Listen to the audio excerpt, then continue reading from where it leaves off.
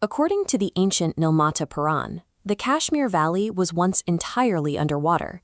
It was a massive glacial lake known as Sadisar, until the myth says Lord Shiva struck the mountainside with his trident, creating a crack to drain the water and defeat a hidden demon.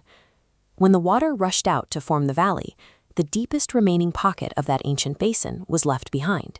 We now call it Dal Lake.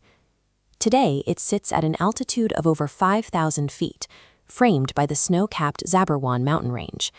Its surface reflects terraced Mughal gardens, ancient chinar trees, and thousands of ornate wooden shikaras. This is a massive, interconnected, high-altitude wetland. At its peak, the natural water basin and its floating lotus gardens covered 22 square kilometers.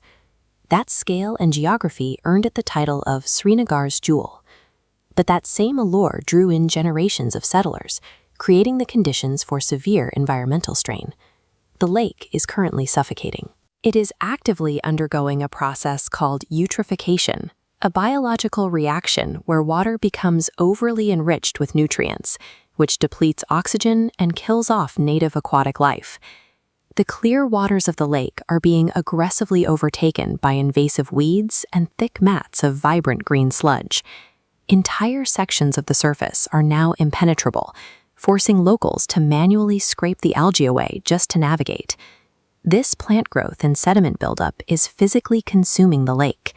The total surface area has shrunk from its original 22 square kilometers down to 18 square kilometers. A standard ecological cleanup usually involves isolating the water body and treating the runoff.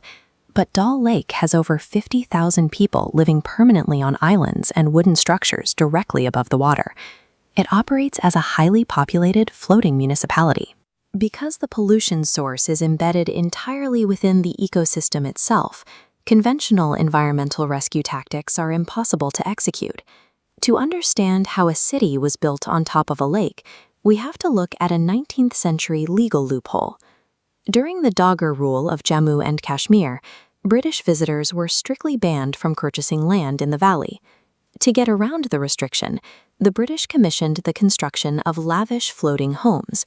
They adapted the traditional Kashmiri dunga, a flat-bottomed wooden transport boat, into expansive, multi-room cedar houseboats. Following India's independence, the local Kashmiri Hanji community took ownership of this fleet.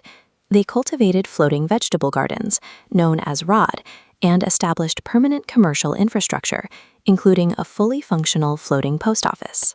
These houseboats, anchored tightly along the western periphery and interconnected by wooden bridges, transformed the water into a highly profitable, densely populated tourism hub. The architectural ingenuity that made the lake an international destination also established a stationary population without any underlying sanitation infrastructure. For decades, the floating city has operated without a municipal plumbing network. The daily waste from thousands of households, hotels, and agricultural plots flows directly into the closed basin of the lake. Research shows that over 156 tons of phosphorus and 241 tons of inorganic nitrogen are discharged annually, acting as high-powered fertilizer for invasive weeds. In response, the government launched a $50 million initiative in 2009 to completely evict and relocate 9,000 families. The mass relocation failed. Authorities only managed to move about 1,800 families. The designated resettlement site, an area called Rock A Arth, was a low-lying, flood-prone swamp that required constant landfilling just to support basic structures. Over 17 years, the project hit only 27% of its conservation targets. Treating the inhabitants solely as an infection proved to be an unworkable policy. Recognizing the stall, the Jammu and Kashmir government has officially shelved the 2009 mass eviction plan. Instead, they have adopted a new 212 crore rupee proposal by IIT Roorkee. This new framework moves away from eviction and relies entirely on in situ conservation. In situ conservation is a strategy where an ecosystem is managed and protected while allowing the existing human population to remain in place. Policymakers and environmentalists now treat the Hanji community and their houseboats as native elements of the lake's geography, not as encroachments to be erased. This reflects a change in modern conservation science. The focus is shifting toward adapting to human presence rather than attempting to remove it.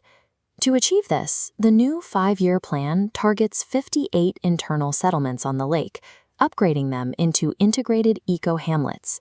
The primary intervention involves installing modular sewage treatment plants, or STPs. These localized filtration systems are placed directly on the water to intercept and treat raw waste at the source. Engineers are also dredging the interior channels between the houseboats.